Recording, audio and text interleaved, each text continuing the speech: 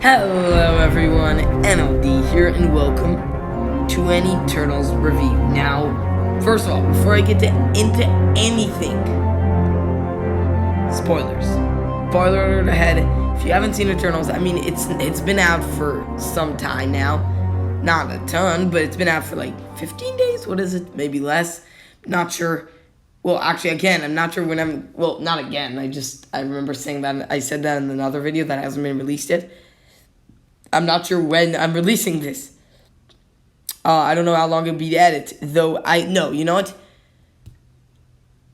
I'm going to say it now. You're going to miss it. Like, I'm probably going to make a little short about it where I explain. But know it right now, if you're watching this, if this actually released pretty quickly, I may be taking a small break from releasing other videos so I can quickly edit this and release it. Because I also have a ranking of all the Office characters that will be coming a bit later. I don't want to stop, but I think I'll take down, for example, Fridays for now.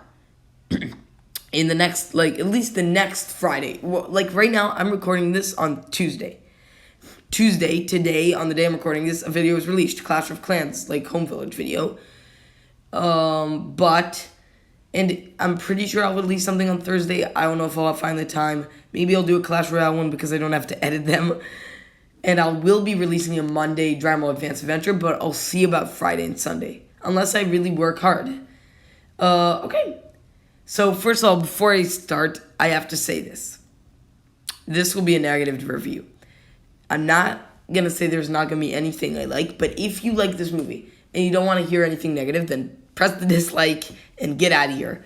But seriously speaking, now, this is respectful, and if you disagree, you can comment or you can say so. That's cool. But don't feel like you have to dislike. If you want to, then sure, that's your opinion. And if you don't want to hear it, then you don't have to. I may even write in the title negative review so people don't even give me a view if they don't want to watch it. But if you want to listen, this is where to be. Let's talk about it.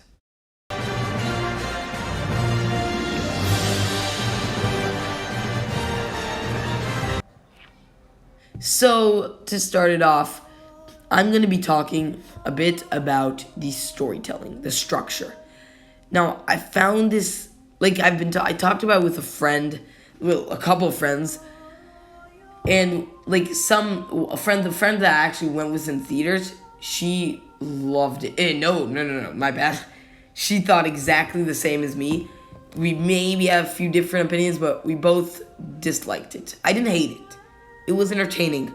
When you watch it, you don't hate it immediately. There's some moments you feel, oh, this is cheesy, or this isn't really cool, or why did they kill him, or stuff like that, or stuff like that. But you don't hate it when you watch it, unless you do. I don't know. When you come out, you only realize all kinds of flaws. Immediately when I came out of my theaters, me and my friend just started complaining, and I'm sorry, it hurts me to say this because I love the MCU, I love Marvel, watched all the movies and shows until now.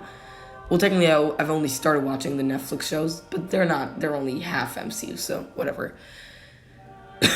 Sorry, need to cough. Yeah, we had a ton of complaints, and a couple of friends of mine loved it. They thought the story was awesome. They thought it was really fun.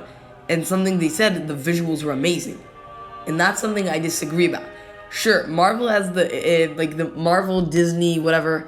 They have the money to create amazing and cosmic and super effects, But that doesn't make it beautiful. Sure, it was cool at points seeing, the Celestials, but it wasn't beautiful. I'll say this, Shang-Chi, if I'll do a review for Shang-Chi, that's possible, I'll do it, even though it's a couple months late. That had beautiful visuals. Sorry, I had to take a breath there. It had beautiful visuals, especially, I forgot the name of the land his mother grew up in. It felt like the spirit world from The Legend of Korra, or technically Avatar The Last Airbender, but you don't really see it as much. Anyway, so it felt like that. And Eternals was epic. The movie was epic, but it didn't do it for me.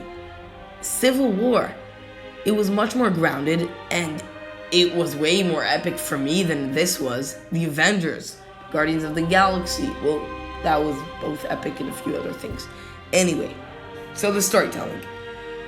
Now the story, right, it doesn't go through a strict path, right? It goes like, flashbacks and, current points and different characters and around the world, and like you learn slowly. And I gotta give them, kudos for doing that differently, but I didn't like it.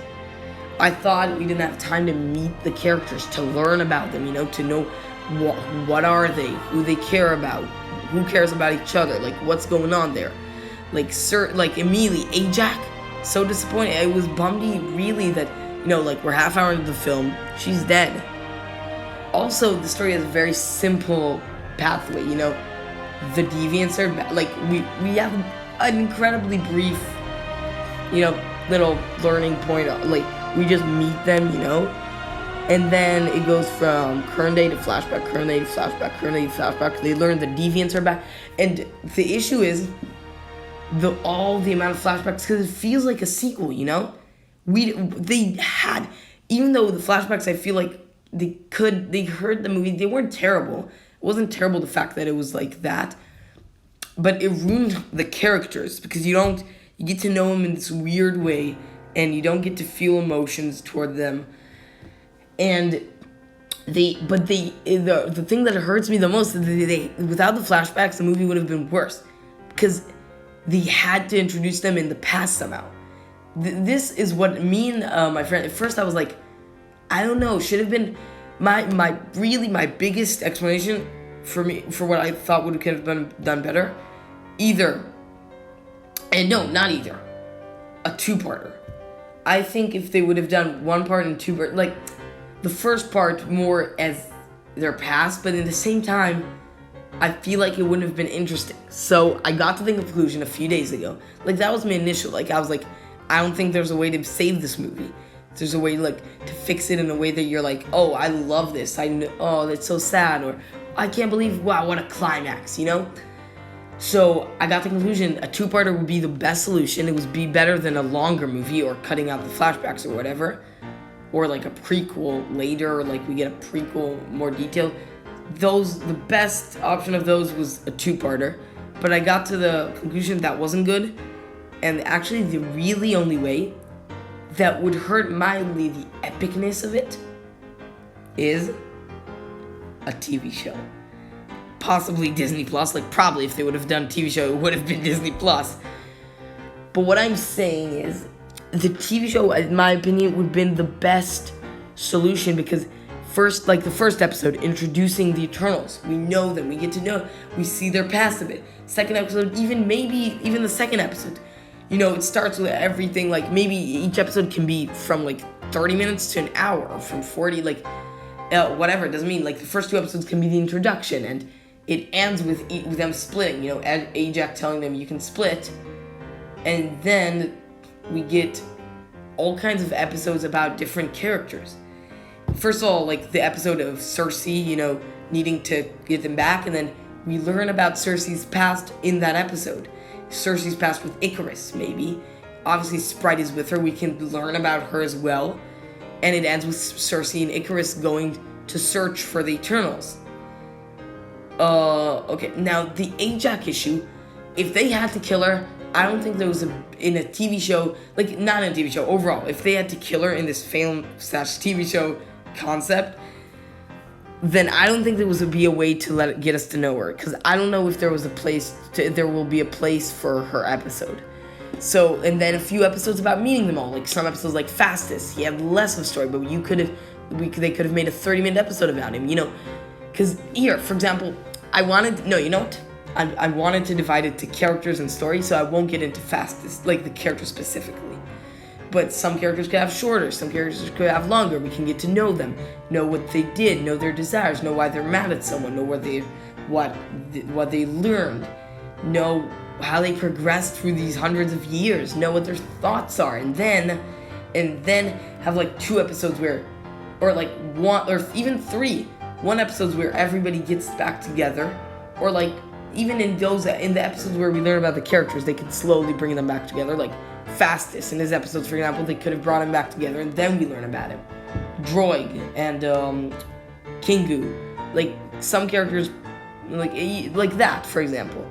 And then it gets to the whole dilemma and like Gilgamesh dying. Like maybe an episode in Gilgamesh, like where we learn about Gilgamesh and Athena's years, and in the end Gilgamesh dies. Like maybe an hour-long episode or something, or 40 minutes or 50, whatever. And then the grand finale episode, where they have like maybe even an hour-long episode. I'll be cool with that. Just don't rush it.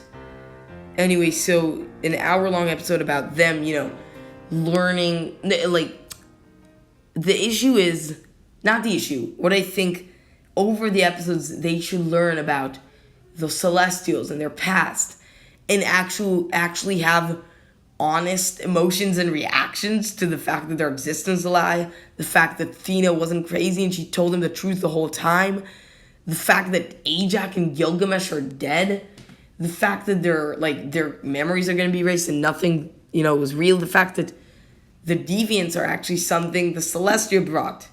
Like, that actually giving them time to process everything they learn and everything they know instead of cramming it all in 30 minutes. Oh, we're robots, basically, who get our memories erased. Oh, we're here to fix your mistakes and then let you grow a new one. Like a Celestial, a new Celestial. I'm talking like how they talk to the Celestial, to Erisham. To grow a new Celestial through Earth. All of our memories will be erased. Oh, Ajax knew it all along. Oh, Icarus is betraying us, and we did it. A great climax. And I think they needed more time to learn it all. Ajax, why did they kill her so fast? I didn't know her. Why would I feel bad for her dying? Gilgamesh, for example, that's a character I was bummed out about him dying. Like, I liked him.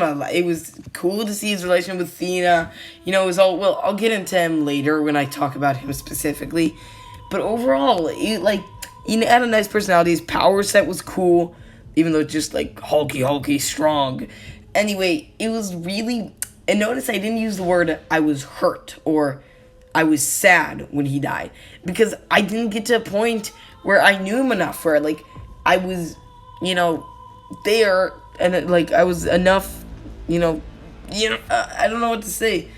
I wasn't invested in the character enough. I didn't know enough about the character to be sad. I was like, oh, Gilgamesh is dying? Why? Unlike with Iron Man, Tony Stark died. I cried when Black Widow died. Well, I didn't cry. That was the only one. But when Natasha Romanoff died, I was extremely sad. It was extremely emotional. When Gamora died, that scene was so good. When characters I actually knew. But, for example, when Vision died, I didn't feel too much. Only the WandaVision gave me the emotion. Because Vision, just like Gilgamesh, he was a bit more developed. But in Age of Ultron, Vision was just, pretty strong. He was interesting. Civil War, he had a small touch. The only movie we really got into Vision's character was Infinity War. And I did feel more for Vision than Gilgamesh. And Gilgamesh... You realize he, in my opinion, was one of the most potentially interesting characters, and he had an hour of... he died an hour and a half, maybe, he died about an hour and a half into the movie, maybe less even, an hour, and I'm not really sure. He died, I'll say that, 90 minutes into the film, and he got about 10 minutes of screen time, and he was one of the most interesting characters there. With Vision... We only got the depth of his death with WandaVision, but I can't feel you. That only made me really feel something then. But with Gilgamesh, I didn't get to feel anything because they didn't let me explore the character. That's something that very much bugs me in the film. And, they don't give the appropriate time for anything, or for the characters to react, or for the characters to meet again, or for, the band to get back together. They literally skipped their exposition to of their exposition to Droid. We missed the part of them telling his reaction. He's like, well, it's kind of hard for me to listen right now after learning my existence fake. Yeah, we didn't actually see his acting. We saw what he said about it, what he thought. We didn't see how he felt. It really, it's something really hurt the movie there. Okay. Next up is the Deviants. Now, this is going to be brief, but I will say this. I had an issue with the Deviants because they were just there because the beginning of the movie had to have some goals. Because in the beginning they didn't know they had time. Literally the first 30 minutes is well, maybe less, like 20 minutes, or no, probably like 30 minutes is expositioning. You meet the Eternals, you understand why they're on Earth to defeat the Deviants. Then you get present day, you meet Cersei and her boyfriend Sprite and her new boyfriend Dane, and then you see Icarus, and then they go to Ajax, right? That's that. Now, right, what happened? They needed the Deviants to have that motive, to have their conflict, to have, we need to take them down. But the Deviants were never the actual threat here. They only were there to distract from to give the characters something to do. Right? To give the characters a reason to get to Ajax. If the Deviants were just there so the characters, really, the Deviant came back just so the characters can go find Ajax dead, and then the story develops from there. And then the Deviants, they have the fight in the farm, but it's nothing, not farm, like the village, Droig's village.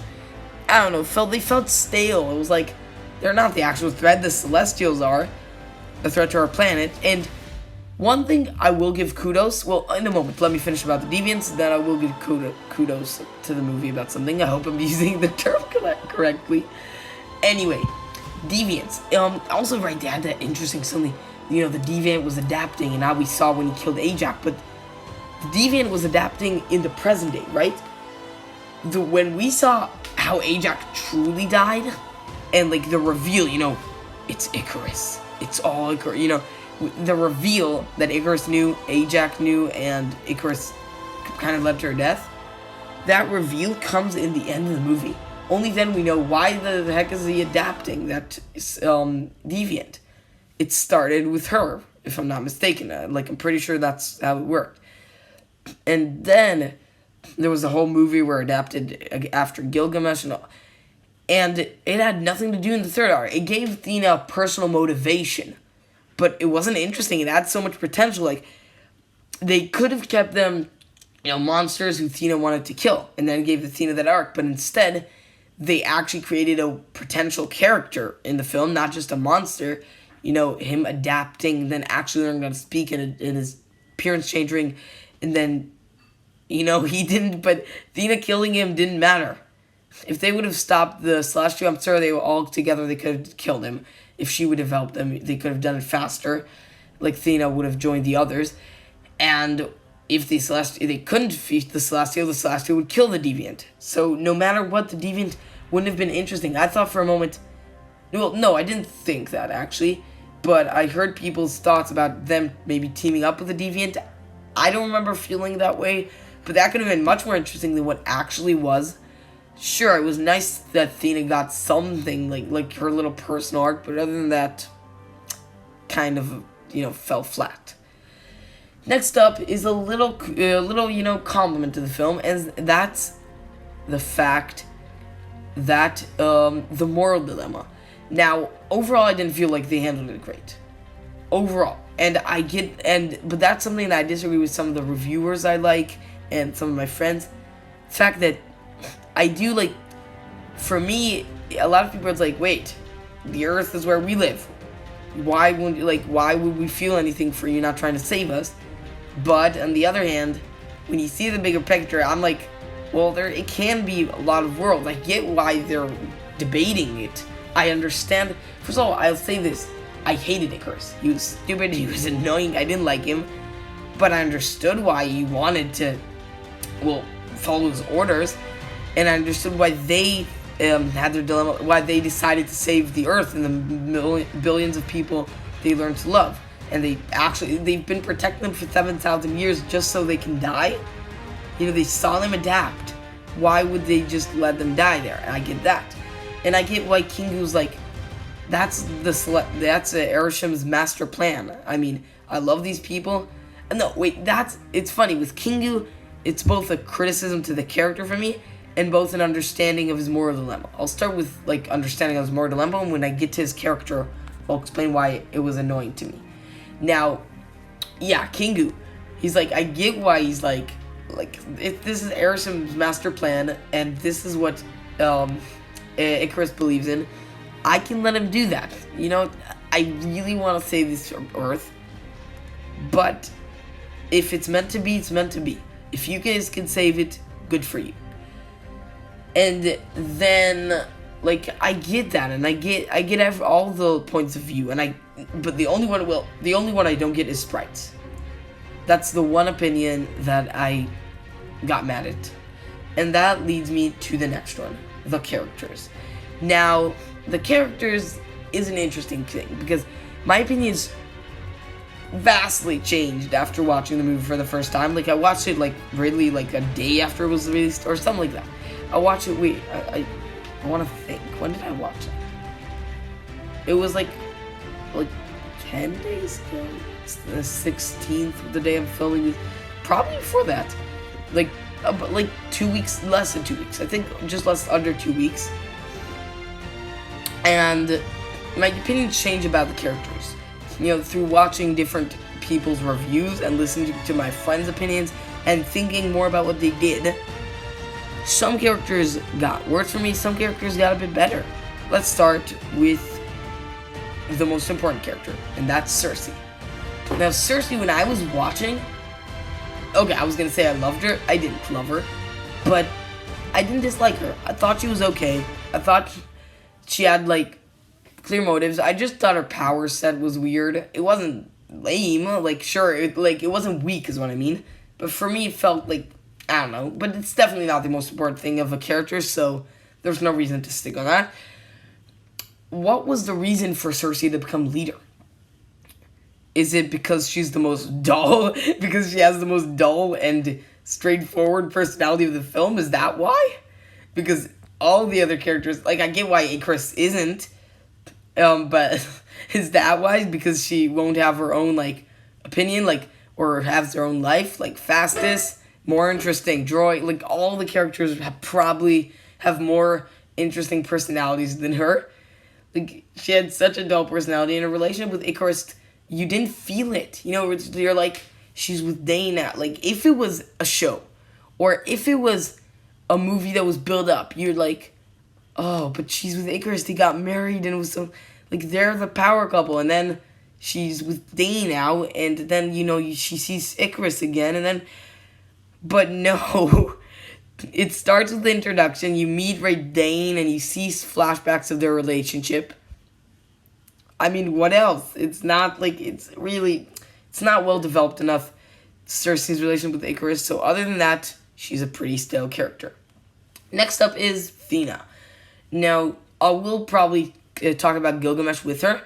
Now, Thena was an interesting character because her, disease, which was really seeing her truth, makes sense. And the plot, it drove us to see how selfless person Gilgamesh was. And it drives us to see how much of a loyal person she is. She's very, Gilgamesh did this for me, I'm gonna do this for him. And she does have her own mini arc, but she's not that interesting. Some people I'm sure found her very charismatic. I didn't. I do, and a lot of the scenes with her, again, I didn't dislike her. She was a fine character. Cersei, from the beginning, I was like, I like her. Then slowly she became more and more dull and less, character I actually cared for, her relation with Icarus being not very good, or her relationship with Dane, for that matter. But Thena, what I'll say is that I don't dislike her. I actually like her more as the more time passes. I think I like her character more. But all the scenes where, she goes nuts, or when they talk about her disease, I found a bit cheesy. Remember who you are, or we love you, Thena, or them having to, or them, I don't know. Some points it felt a bit I don't know what to say, maybe not cliche, but maybe cliche, I don't know, cringeworthy. It's a scene I was I don't like that line. That line doesn't work for me. But overall, fine character. And Gilgamesh, he's a character, the reason I'm not really focusing on his character now, I gave him a little, about his death, so I'm not going to talk about that now, because he's the least developed character. No, wrong. Makari is.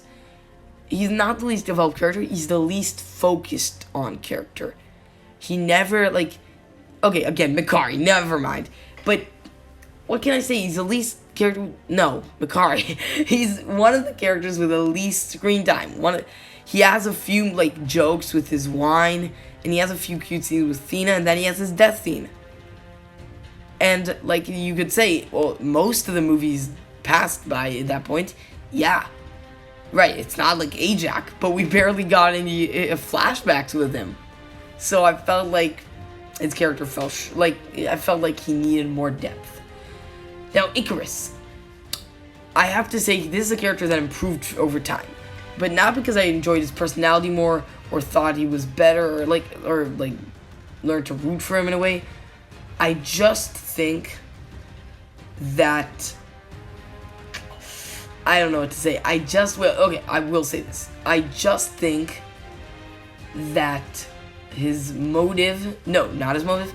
Yeah, what improved for me, the only thing that improved was his motive over time. I'm like, yeah, 7,000 years. I get why he wants to do that. He took it to extremes. I can get it, I think. I don't know. Next up is Ajax. By far the most disappointing character. I expected a lot from her.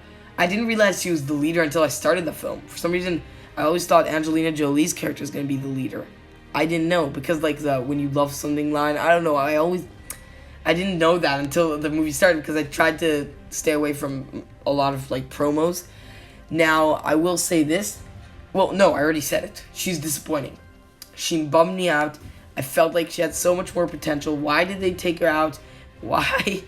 But I did touch on the subject that if her death had to happen for the movie to happen, like for a Disney Plus show, for example, even if they had that, I don't know what they would have done with her. Point is, a letdown, but probably if they wanted to go do the same exact story, just with a bit more development, they had to kill her. Next up is Fastus. Now, it's a character that actually went down over time for me. I still like his personality. I like, the fact that he had a family. I did not like the fact that how fast his character went. At first, I was like, I like him. It's charismatic. It's cute. Whatever. I like him. He's a nice. I don't know. He's fun. And that scene where he holds Icarus down, that's incredible. It's such a fun scene. I don't know what to say. It's just so fun to see that. But his personality is so it changes so fast, and that would be incredibly okay if it was in the idea of a Disney Plus show where he actually has an episode about what he passed.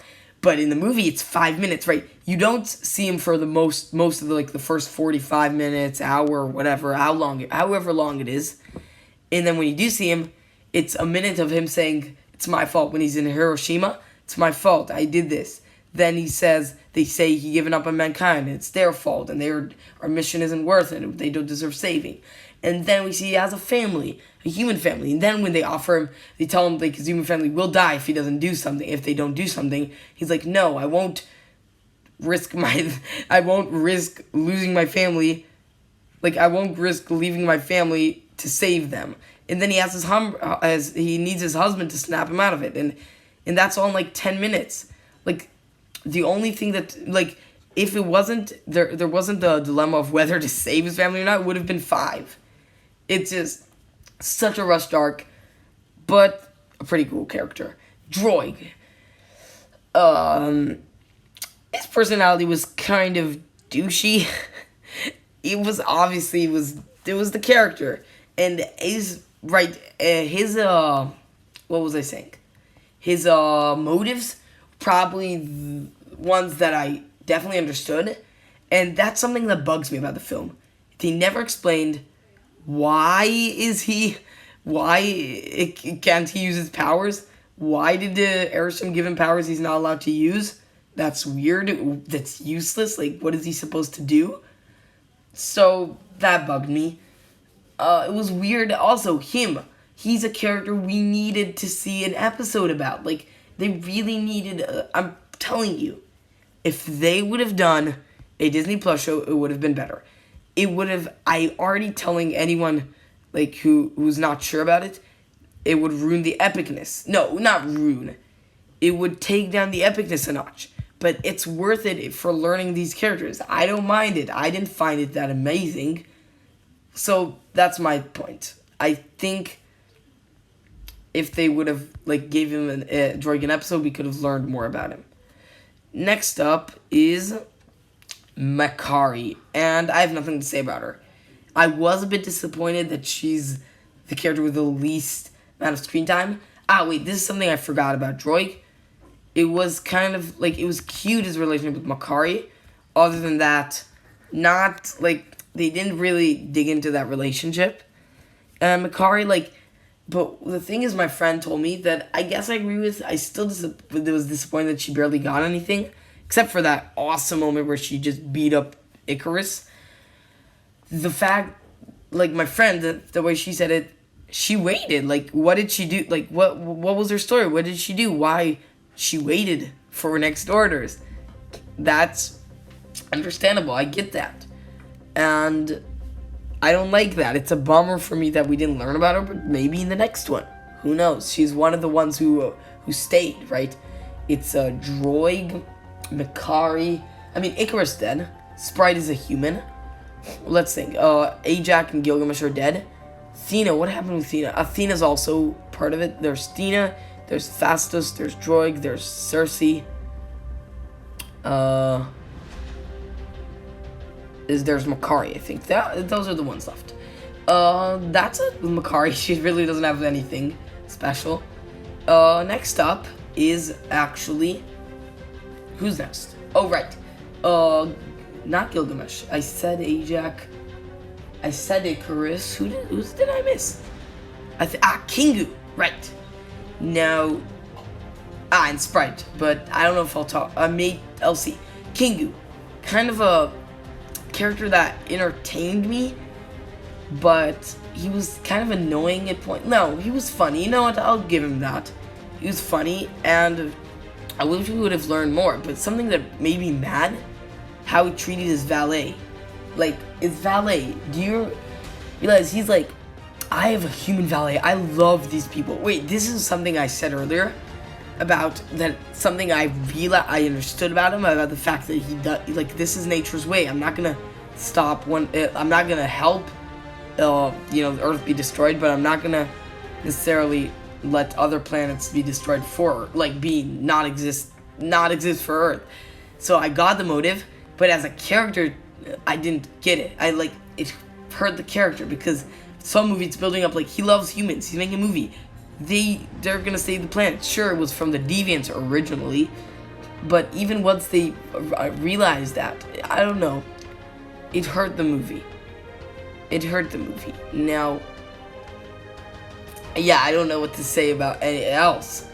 I felt like his motive, like I love these people, but I'm gonna leave. It's like, why? And then he just came for the finale, for really the end. He's like, I helped. So he's like, I love these people, but I'm not gonna help them save it.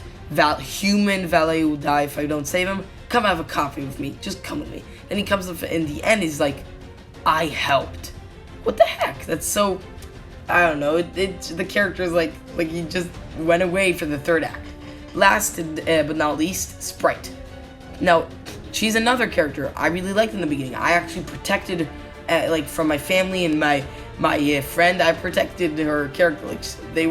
My friend didn't like the fact that she was into Icarus. It was she like any other guy, or girl. Why Icarus? So anyway, I felt like at first I liked Sprite, other than the fact that she was into Icarus, because I just didn't like that. I don't know why. I felt like her whole thing about being a child and why then, why didn't I grow up and why did Aerosmith that? So at first I was like, sure, that's cool, I get that. But the more I moved on, I was like, first of all, why did Aerosmith make her a kid? That's impractical. Just like just like his power. What's his name? Droid. Just like Droid's power.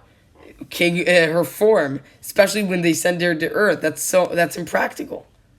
It's just impractical. I don't get it. Like, ugh. It hurt her character a lot.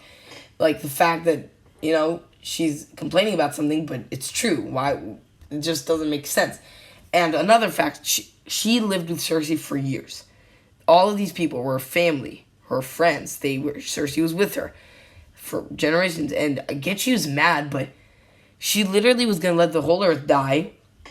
Me die, for example. You die. My family die. Because she had a temper tantrum. Like, no, I'm mad. I'm jealous of Cersei. Now I'm literally physically going to stab you in the back because I'm throwing a temper tantrum. And then she gets what she wants. Because she, poured out her heart. Anyway, that didn't work for me, but I did enjoy her in the movie itself. So just because after it I had some complaints, I'm not going to say she's awful. I just didn't like her arc. Her personality, good. Her acting, the performance of the actress, really good for a child actor. And that sums up for the Eternals. I'm just going to don't worry, I realize this video is 30 minutes. No. It's nearly 40 minutes long by now, if I'm not mistaken. I'm not checking the time right now. I don't remember when I started. Anyway, it should be about, so I'll sum it up quickly with one last sentence, in that the power scaling. Something that, not the power scaling, the power sets and the power differences between the characters and stuff I didn't like. First of all, the fact that they kept calling Icarus the most powerful one. That bugged me, because he clearly wasn't. Makari's speed was obviously enough to hold him for a while, and she wasn't more powerful, but they said they can all beat him combined. Cersei, her power, just because she's not strong, her power, even though I don't love it, Cersei's power is overpowered. It's OP, her power, and she can turn anything into anything. You could say, no, not anything. Yeah, she turned a Celestial into something. That pretty much sums it up. So what I'm saying is, sure, she could beat Icarus if she wants. Same with, Sprite can't. Fastus, he proved the fact that he has the skills to create something that can definitely kill him if he really wants to. Ajax, she was the former leader. I'm just assuming she was more powerful. Gilgamesh, whenever they fought the Deviants, it looked like he was actually the most efficient against them. Whenever every shot he took got them flying. Icarus got into battles with them. It seemed like Gilgamesh was more powerful. Athena, in the beginning of the movie, they said she was the most powerful warrior. Obviously, they also said she's the goddess of war, but I'm not talking about that. I'm talking about the fact that they said she's the most powerful warrior. Droid can control his mind, I'm sure. Maybe. Well, maybe, but he has the potential. And I'll quickly be discussing the post-credit scenes. Harry Styles, I knew he was coming, and it was okay. I didn't mind it, and it's going to be interesting seeing him, because I never saw him acting, and as the brother of Thanos. And the second post-credit scene, I know it's Mahershala Ali who's going to be Blade, and I know it has something to do with Black Knight from the comics. Google him, because I'm not going to explain right now who it is. So, I guess that has potential. What did you think of Eternals? Comment down below, and share your thought. Well, I did. Like the video. Hey, I just said that. Like the video if you did. Remember, I realize I'm saying this in the end of the video, but my opinion, just my opinion, and I have nothing against yours if it's different, and I'd be glad to hear yours. And that's it for today. I hope you all enjoyed this first review. I hope you agree. No,